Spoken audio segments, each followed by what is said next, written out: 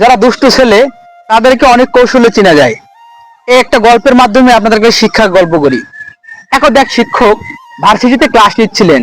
Class চলাকালীন সময়ে একটা স্টুডেন্ট হঠাৎ করেই শীষ দিয়ে বসলো। শীষ দেওয়া অবস্থায় শিক্ষক ক্লাস বন্ধ করে বললেন, কে শীষ দিলেন? কে শীষ দিল? কোনো অ্যান্সার আসলো না, সকলেই চুপ।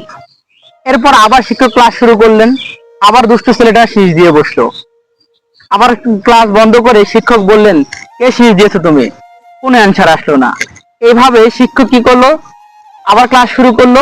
তৃতীয়বার ছেলেটা যখন শীষ দিল, তখন শিক্ষক বলল যে আজকের মতো ক্লাসটা এখানেই শেষ, আজকের ক্লাস নেবো না, আগামী কোনো ক্লাসে ক্লাস নেবো ইনশাল্লাহ। তবে তোমাদেরকে একটা দারুণ গল্প বলি। গল্পটা হলো এই, শিক্ষক বলছে যে আমি রাতের বেলা কোনো এক রাত, অনেক গভীর রাত্রি, আমার ঘুম আসতেছে না। আমি আমার গাড়িটা বের করে আমি বের হয়ে গেলাম রাস্তাতে ঘুরবো এবং সময় কাটাবো। এর মধ্যে যেতে যেতে পথির মধ্যে দেখলাম একজন মা তার গাট্টি ভুট্টা ব্যাগ বুচ্ছা নিয়ে বসে আছে রাস্তার ধারে।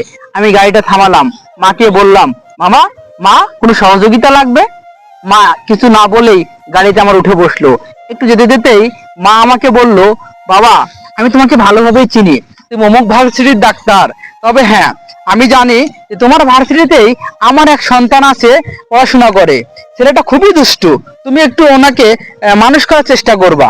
তখন এখানে শিক্ষক তার মাকে বলল যে, মা, তাহলে আপনার ছেলের নামটা বলুন, তাহলে আমি তাকে চিনতে পারবো।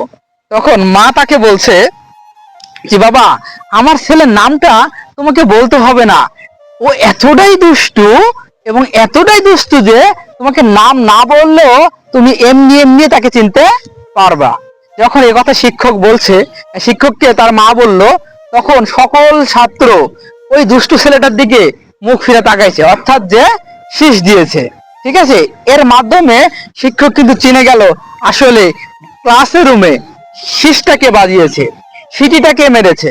সুতরাং আপনি যতটাই দুষ্টুমি হন, আপনি কখন এটা ভাববেন না যে কেউ আপনাকে চিনতে পারবে না, কেউ আপনাকে বুঝতে পারবে না।